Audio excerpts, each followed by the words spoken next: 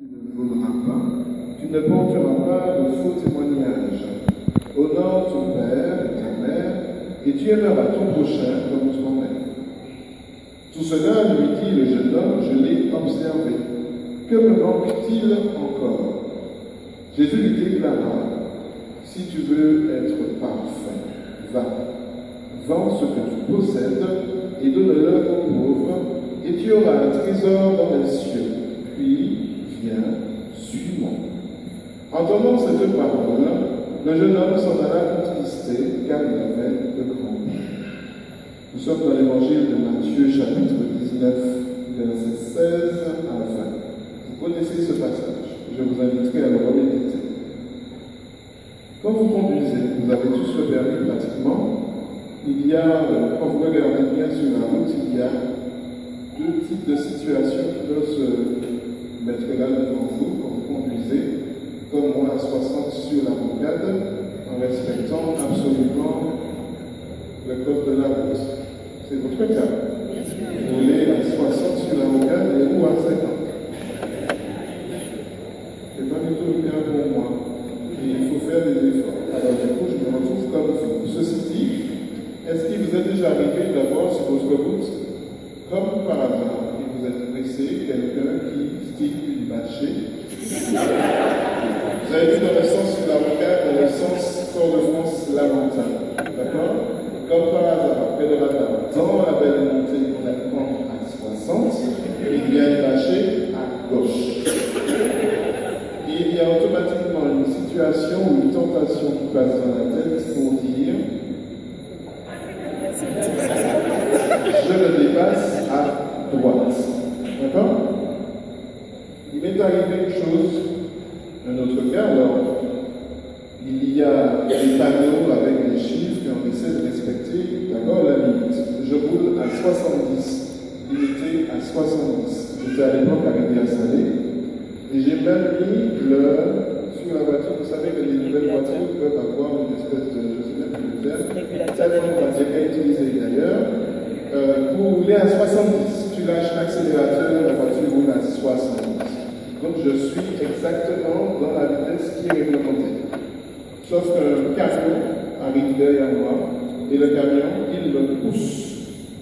Il me pousse au point que j'en ai marre. J'accélère. Donc le gars m'a fait sortir de la norme. Et ça nous est déjà arrivé d'être poussé par des gens, surtout quand ils ont l'impression qu'on fait un tirage. C'est pas votre cas. Ces deux situations ont du sens par rapport à ce que je veux vous dire. Soit vous serez tenté, poussé de faire ce qu'il ne faut pas, soit vous serez simplement poussé par vous-même de faire quelque chose qui déplaît à Dieu. Exemple dans le milieu du travail.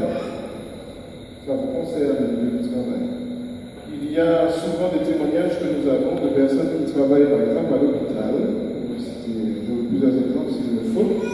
Et vous arrivez à votre poste, comme cette cage qui arrive et qui prend son poste à l'hôpital. Elle sort de réanimation, elle a fait 10 ans de réanimation, elle arrive dans d'autres services et elle bosse, elle fait son taf. Et son supérieur qui lui dit oh, pas ici, pas trop de travail, ralentis. Et on peut être tenté justement par l'autre de se dire je ne vais rien faire. Et résultat des cours, ça va donner une infirmière qui ne va plus rien faire parce que si elle fait son taf, on va lui dire qu'elle travaille trop. Ça peut être votre cas.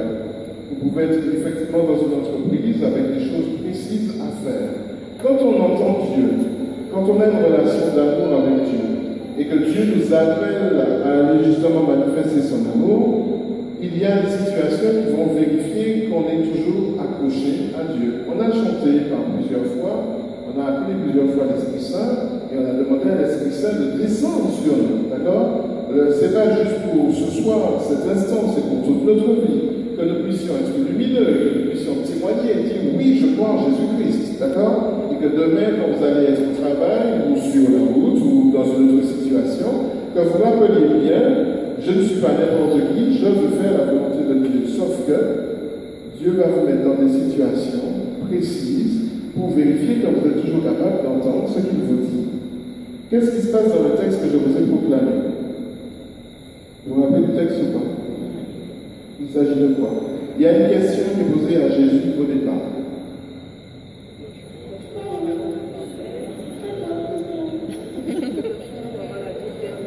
Que dois-je faire pour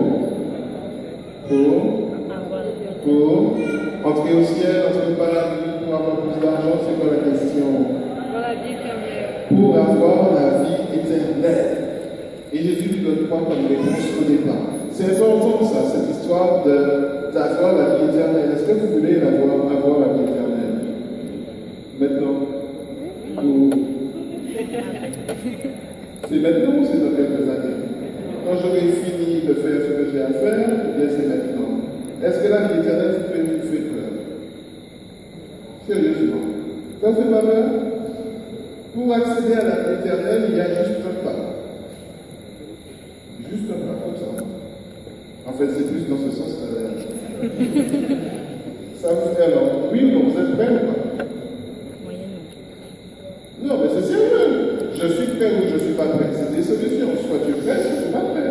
Est-ce que vous êtes prêt à faire ce pas dans la foi pour dire Seigneur, je veux entrer dans la vie éternelle? Écoutez votre Père. Qu'est-ce qui en vous fait que vous avez peur? C'est l'idée de la mort? C'est la mort? C'est quoi? L'inconnu fait peur? L'inconnu fait peur. Et l'inconnu fait peur terriblement. Mais vous savez que le plus terrible dans l'histoire, ce n'est pas tant l'inconnu de l'extérieur, c'est l'inconnu de l'intérieur. Vous êtes dans une situation et vous êtes en train d'imaginer des choses, alors que dans le concret, tu es dans une situation. Par exemple, vous êtes là avec moi, vous êtes en train de me regarder, mais vous pouvez avoir des angoisses qui peuvent vous habiter. Et vous êtes parti dans votre film en train d'imaginer quand vous allez rentrer chez vous, on va vous prendre la tête parce que ci, parce que ça, etc. Pour l'instant, vous êtes là. Arrêtez de vous projeter. Si c'est le cas de quelqu'un, retrouve la paix en Dieu. Tu es là, maintenant, avec Dieu, qui va te guérir. D'accord? Il faut oser demander la vie éternelle.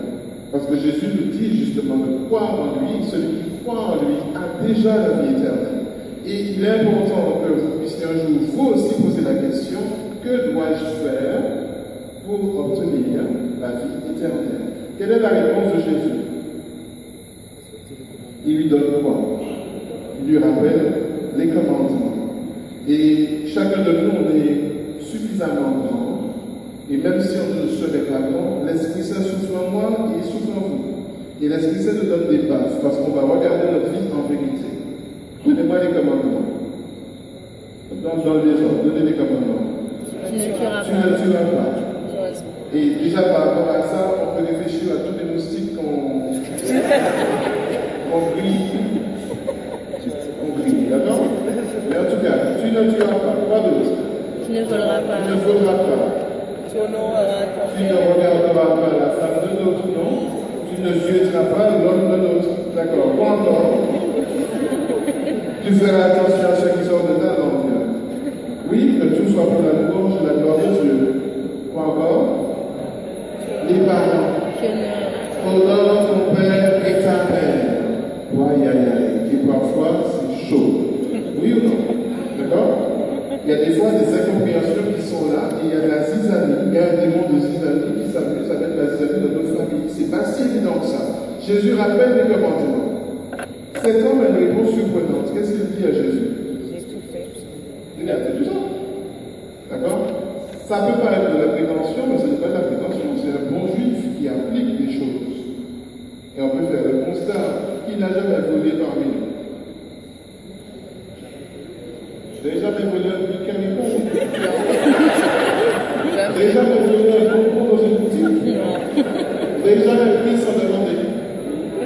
Vous n'avez jamais triché à l'école? Non.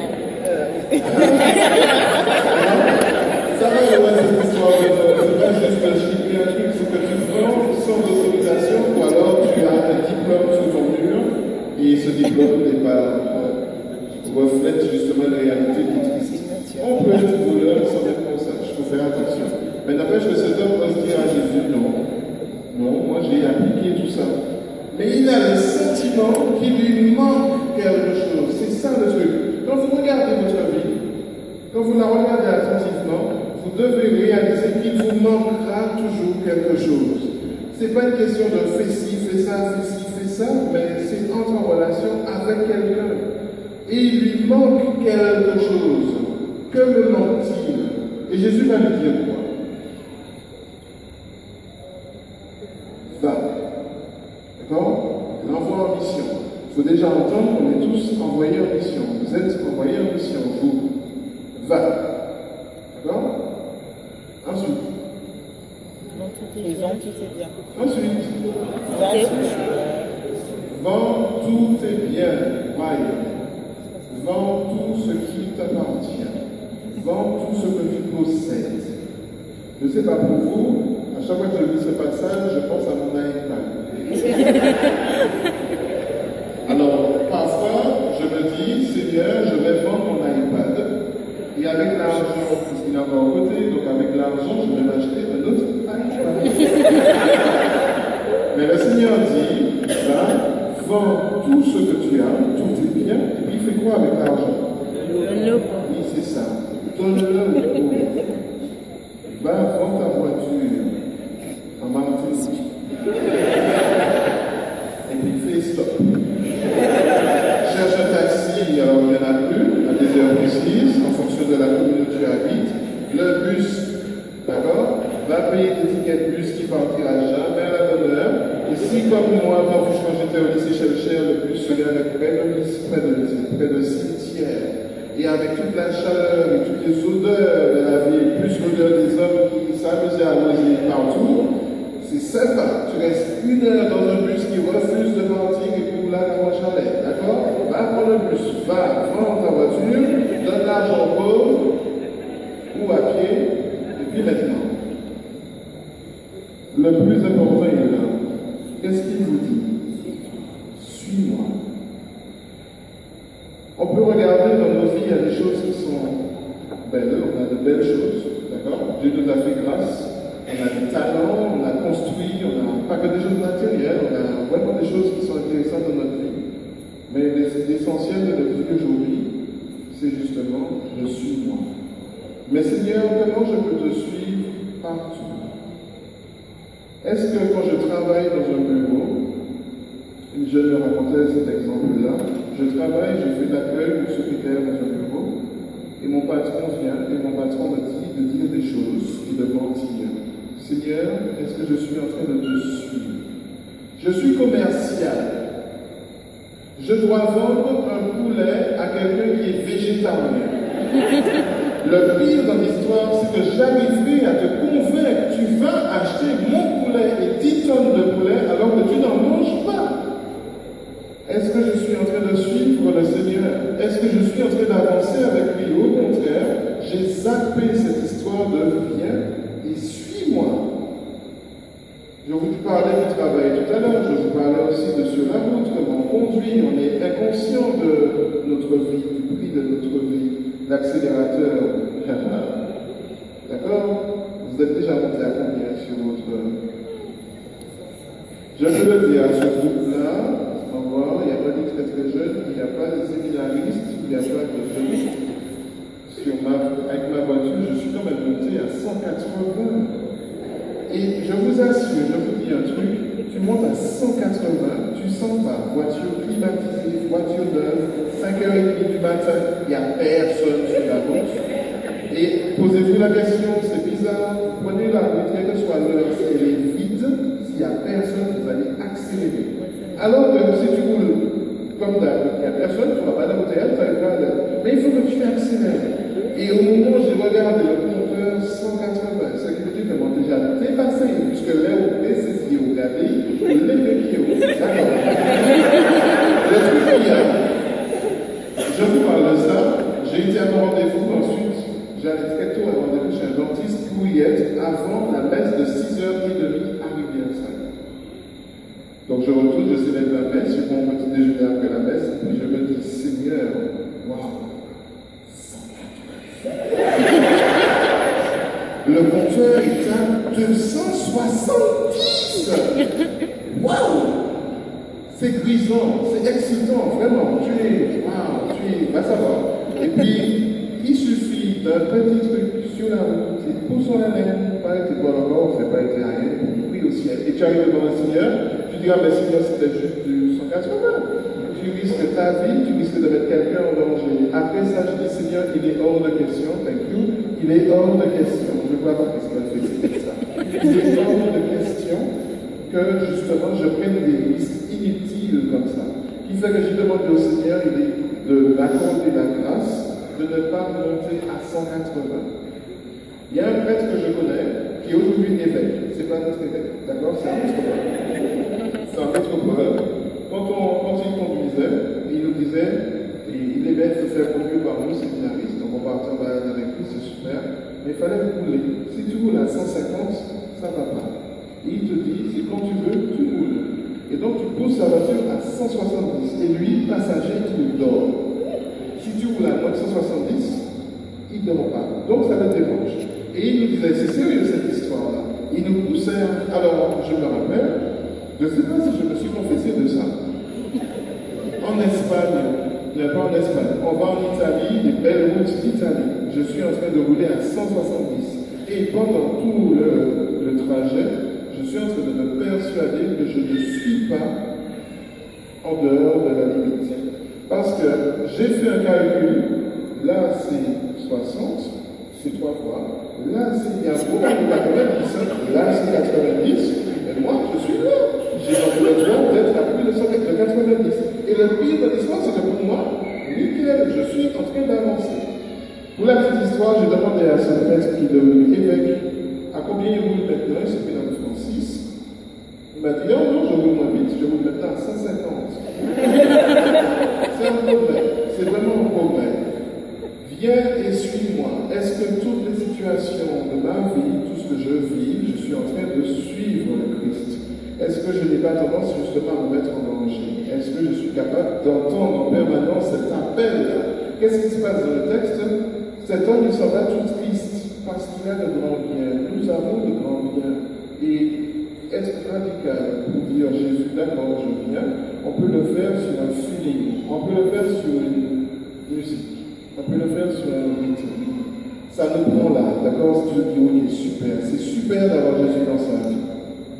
Mais, dans ton quotidien, quand tu regardes ta vie, quand tu passes par le chômage et que tu rouspètes contre Dieu, est-ce que Dieu te dit de rouspéter contre lui? Mais il te dit, viens, suis-moi. L'essentiel dans notre vie, c'est quoi?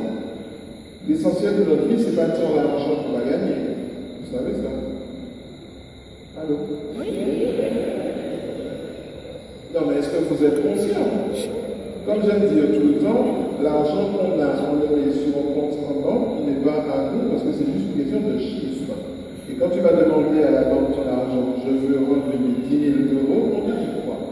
Il faut nous prévenir 48 heures à l'avance pour qu'on te donne ton argent. L'argent qui t'a, on sait bien que cet argent n'existe pas. Si il y a une panne informatique, tu vas avec ta carte bleue, elle est bouffée, ta carte bleue te dit, ou panique, et tu vas pleurer, mais l'essentiel, c'est pas ça. L'essentiel est dans le viens, suis-moi. Qu'est-ce que tu es prêt à faire pour ton Dieu aujourd'hui? Donc, qui est-il pour toi? C'est ça, qui est Dieu pour toi? Est-ce que tu es prêt à dire oui, Seigneur, d'accord, je suis prêt à te suivre de façon radicale? Est-ce que je suis prêt à te suivre dans ma vie familiale? Qui est pas marié parmi nous? Ça veut dire que tous les autres ne sont pas mariés. Je vous parle franchement, dans beaucoup de chorales, comme vous chantez ce soir, vous avez un peu pour vous. Mais dans beaucoup de chorales, il y a très peu de mariés, et même le pire, c'est que s'il y a un marié, le marié, il a souvent une maîtresse. Et j'ai déjà écouté comme ça, je fais chanter l'assemblée, dans la chorale, il y a ma maîtresse, dans l'assemblée, il y a ma femme. Et j'arrive pas à comprendre comment on peut être chez Christ. Et ma maîtresse est là, avec son enfant, et les 2 enfants sont pas là. C'est une espèce de truc, et ça veut dire que tu n'es pas en train de suivre Dieu, tu fais semblant. Et donc, dans beaucoup de chorales, et là, c'est Martinique, on a des problèmes de mœurs. Vous savez ça ou pas? Oui ou non? Vous savez pas? Vous savez ou pas? Souvent, dans les chorales, on chante bien, on se mal parle, et automatiquement, on sort avec celui-là. D'accord? Et il faut absolument épurer les chorales. Si vous vous mettez à suivre Jésus et à donner votre foi pour Dieu, il faut vous poser la question, les paroles que je chante doivent permettre à l'Assemblée de rencontrer mon Seigneur et mon Dieu. Ce qui veut dire que Jésus doit être moi, mon Seigneur et mon Dieu. Donc il faut absolument une conversion de ton cœur d'abord. Si tu ne convertis pas ton cœur, si tu ne laisses pas l'Esprit Saint venir en toi, tu auras beau avoir la plus belle foi du monde, ça n'ira pas parce que ça fera une barrière. Et regarde bien si Dieu te donne la foi que tu as. Est-ce que ça vous arrive de boire? Pas de l'eau, pas de l'eau, pas de l'eau. Moi, je bois plus d'alcool depuis quelques années déjà. Je n'ai pas fait spécialement d'efforts, mais j'ai déjà bien rencontré que quand je prenais un punch, il était de cette hauteur-là, et sans citron et sans sucre, et le but c'était de montrer à mes copains que mon gars, ouais, maîtriser la veille. Tu parles, l'occasion vient à l'autre, à maîtriser la veille. Et doucement, mon corps m'a fait bien comprendre que c'est fini cette histoire d'alcool. Je ne bois que dans l'exercice de mes fonctions. Vous savez ce que ça veut dire? Je ne bois que lorsque je suis à l'hôtel. Parce que ce n'est pas du jus de raisin, c'est du vin. Donc je ne bois que là, uniquement là. Et c'est une grâce. Mais regardez bien, viens, suis-moi. Tu es invité à un anniversaire. Tu es invité à un anniversaire. Tu fais ton anniversaire. Tu remplis ton frigo de quoi? Viens, suis-moi. Je mets des bouteilles, champagne. Pas champagne, champagne.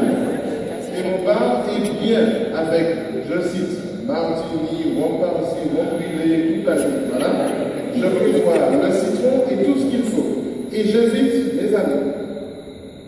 Le problème, c'est que je mets aussi de la bière, je mets des boissons gazeuses, un peu d'eau, parce que le tiki, c'est important quand tu as pris ton machin. Ça permet de faire une trace. Si tu fais champagne, là, c'est la bière, etc.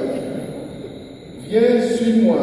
Toi, mon ami qui vient à mon anniversaire, je te dis que tu dois boire. Et il faut que tu boives. Parce que tu es venu à mon anniversaire, et du coup, je t'offre une coupe de champagne, ou alors un punch. Et tu dois absolument boire. Le problème, c'est que quand tu fais ton frère tomber dans l'alcool, tu ne seras pas là pour lui. Est-ce qu'on est toujours dans un bien suivant? Comme nous-mêmes, on sait bien que, justement, on a tendance à avoir un alcool joyeux. Ça vous arrive? Quelqu'un va te dire, écoute, frère, on va prendre un petit punch. Tu vas oser dire non? Qui franchement? Vous êtes assez grand, mais il y en a plein. On connaît plein en Martinique qui, justement, sont incapables de dire non. Parce que, justement, la honte pour moi, c'est qu'on dit non. On va pas avec oui. On est capable de dire même moi. C'est différent style. Mais n'empêche que j'ai ce terrain-là en moi. Et il faut que je fasse attention. Et Jésus te dit, viens, suis-moi. Si tu n'entends pas que tu peux inciter ton frère ou ta soeur à finalement entrer dans une voie qui est une voie de ténèbres, justement, il faut que tu fasses attention, que tu ouvres les yeux. Dieu t'appelle à être vigilant. Pourquoi ne pas faire un anniversaire avec nous? C'est pas intéressant. Ça n'a pas de sens. Si je t'invite au restaurant, il y a entrée, deuxième entrée, troisième entrée, plat de résistance numéro 1 jusqu'à 12e plat de résistance, et à chaque assiette, il y a une coupe de vin. Du poisson, c'est du vin. De la viande, c'est du vin. Et à la fin, pour le gâteau, ce sera du champagne. Ça s'appelle pas un mélange d'alcool dans ton boudin, là. Quand tu rentreras chez toi, est-ce que je vais te dire souffle? Non, prends ta route.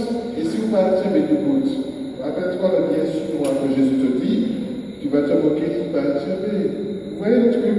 Comment faire pour tenir alors que le Seigneur te dit d'être simple? Parce que le plus important, ce n'est pas tant ce que tu vas boire ou manger pour ton anniversaire. Surtout qu'à un moment donné, tu en as marre de ton anniversaire, non? Quand vous n'arrivez pas, là je monte. Les femmes, ça vous arrive systématiquement. À partir d'un certain âge, bon, nous les hommes, pas grave.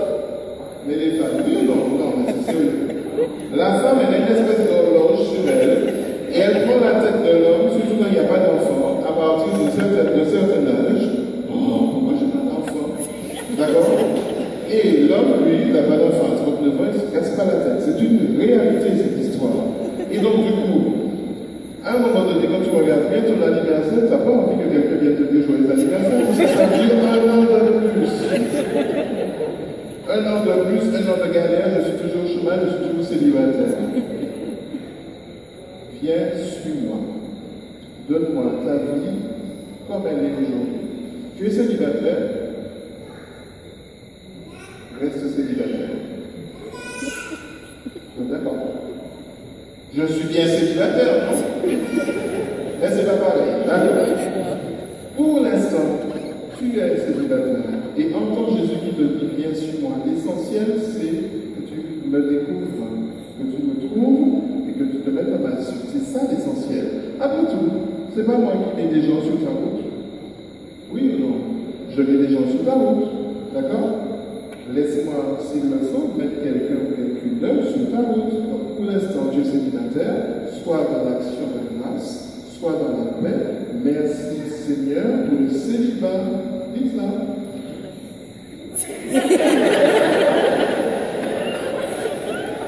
Viens, suis-moi, l'essentiel est là. D'accord? Dieu sait que tu es célibataire. D'accord? Dieu sait que tu espères l'amour avec un grand A, un grand M, un grand U, etc. Tout est plus faux. D'accord, Dieu le sait. Mais pour l'instant, tu passes par tellement de trucs tout seul, ou toute seule, et tu te retrouves seul. Ou pas pour te retrouver tout seul, regarde bien. Tu es tout seul. Il n'y a personne qui va te critiquer. Parce que l'amour humain, parfois, je t'aime. Demain, je te trouve trop noir. Ma mère est chiffrée, ma cacasse j'aime pas ton odeur, j'aime pas ton plat, etc. C'est pas systématique. Hein? Il y a un couple qui s'est marié dernièrement parmi nous, au moins un. Non, il faut qu'il reste dans ce. Je veux nous demander. Mais n'empêche que, quand vous regardez bien, quand vous faites l'état de votre vie, aujourd'hui, que vous ayez des enfants ou pas, que vous soyez célibataire ou pas, regardez bien. La grâce que vous avez aujourd'hui, c'est de rencontrer Dieu. C'est quand on a Dieu qu'on a tout. Et donc je dois être capable de dire, Seigneur, effectivement, la vie que je mène aujourd'hui ne me plaît pas. Parce que je voudrais avoir quelqu'un dans ma vie. Je voudrais avoir quelqu'un sur qui m'appuyer. Quand je rentre chez moi et que j'allume la télé, que je regarde le chat, que je regarde le chien, que je regarde les endolis, c'est bon, j'en ai marre. Je voudrais bien t'inclure, je voudrais bien dire autre chose. Maintenant, Seigneur, je voudrais ta paix, ta patience pour te dire. Parce que le but, c'est quoi dans la vie? C'est d'avancer. Oui ou non? Et vous devez avancer. La vie nous donne à tous des bases. Tout le monde. Quel que soit ton âge, quel que soit ta couleur de peau, tu prends des bases, tu rêves là, d'accord? Tout le monde fait cette expérience-là et tout le monde grandit en humilité. Mais l'essentiel, c'est quoi? Le lendemain matin. Tu vas sortir du lit quand même. Quelle force te fait sortir de lit? La faim. Il y a ça, la force. Ça va jamais arriver les autres. Vous n'avez jamais vécu en France de qui dort digne dans ce cas. Quand tu es antillais, que tu habites des Antillais, ta pauvre famille, que tu es en France étudiant et que ta pauvre famille te fait comprendre que l'eau que tu utilises c'est trop, que le gaz que tu utilises c'est trop, et qu'à la limite le frigo que tu ouvres, l'électricité, d'accord, c'est trop. Du coup, tu arrives, tu es étudiant, tu fais qui dort digne. On te demande si tu as faim. Non, parce que de toute façon, même si on demande ou pas pour les tests, si tu as faim, il y a quelqu'un qui va manger. Donc oui, j'ai fait cette expérience-là. Mais là, ça fait plusieurs fois. Le lendemain matin, vous devez regarder où j'ai faim. Et tu sors du lit. Il y a toujours quelque chose qui nous fait sortir du lit. Même si vous allez déprimer, vous devrez sortir, vous mettre debout et prendre la décision. Dieu ne peut pas vous faire marcher si vous ne voulez pas marcher. Si tu es là en train de pleurer, si tu es là en train de pleurer sur ton sort, et à la limite tout le monde t'a abandonné, tout ce que tu vis c'est le pire cauchemar, et que du coup, ouais, tout le monde, tu es jaloux de ce que l'autre a, mais plus tu vois des gens, regarde bien, il y a des gens qu'on voit qui ont un super sourire. Ces gens-là ont l'air bien. Les gens parfois n'ont pas bougé, tu ne le sais pas. Ou alors sont battus par leurs enfants, tu ne le sais pas. Oui, les maladies et les cancers, ici et ça, tu ne le sais pas. Alors arrête de te plaindre de ton sort. Aujourd'hui, je C'est un appel d'amour, parce que de toute façon, à un moment donné, dans ta vie, tu devras faire ce cap-là. Il va falloir passer à ça et dire à Dieu, effectivement, d'accord, je suis prêt à te suivre maintenant. Voici mon état de vie. Voilà où j'en suis.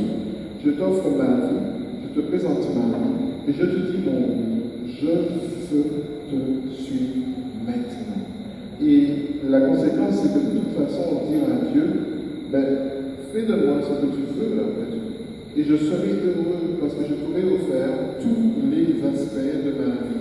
C'est comme si vous invitez Dieu chez vous, et puis vous allumez toutes les pièces. Vous ouvrez tous les placards. Vous savez que dans les placards, quand on invite quelqu'un à manger, on fait semblant de nettoyer la maison. Ça vous arrive ou pas? Et dans les placards, tu mets tous les trucs que tu as pas eu dans ton manger. Les vêtements. Ça m'est déjà arrivé, tu prends des vêtements. On va quand même des vêtements. Chambre-moi, mais ça m'arrive tout seul. Tu prends tes vêtements qui sortent, qui ne sont pas repassés. Tu les déplaces du lit. Tu prends le point A là et tu les mets sur le point B. Et je rigole de moi-même parce que c'est même qu'à maintenant, mais j'ai pas le temps d'aller m'en occuper. Du coup, tu fais semblant de manger. Tu fais un avant personne. Non. Dieu te dit une chose, je veux entrer dans tous les coins de ta vie. Les placards à manger, là où il y a de la poussière, là où tu as mis justement une petite lampe contre laquelle je veux ouvrir ce tiroir-là. Laisse-moi entrer là, parce que je veux te sauver. Si tu ne me laisses pas entrer là, tu es hypocrite avec moi. Sois en vérité. Il faut que tu sois devant moi, comme justement le temple que je veux faire. Et le temple que je veux construire, eh bien, je suis partout dans ce temple. Donc aujourd'hui, vous devez être capable de dire à Dieu, me voici. Je te donne tout ce que j'ai. Tout. Je ne garde rien pour moi.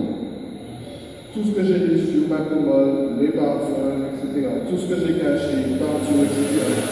La poussière, vous avez fait votre ménage ce matin? Notre ménage de rien? Il y en a qui n'ont pas fait leur ménage ce matin. Et de façon spirituelle, depuis le temps, je n'ai pas été me confesser. Voilà. Cette poussière qui a accumulé là, et mon dos commence à se courber parce qu'il y a trop de péché. Et j'ai souvent l'impression que tu ne peux pas me pardonner ça parce que c'est trop, Seigneur. Et puis je m'enlise dans une espèce de sable mouvant et je n'avance pas. Je te donne ma vie, Seigneur, et je décide aujourd'hui de vendre ce que j'ai. Donc j'expose tout ce que j'ai devant toi, Seigneur, et je veux juste te suivre et je vais croire à ton appel, toi qui me dis, viens, suis-moi. Amen.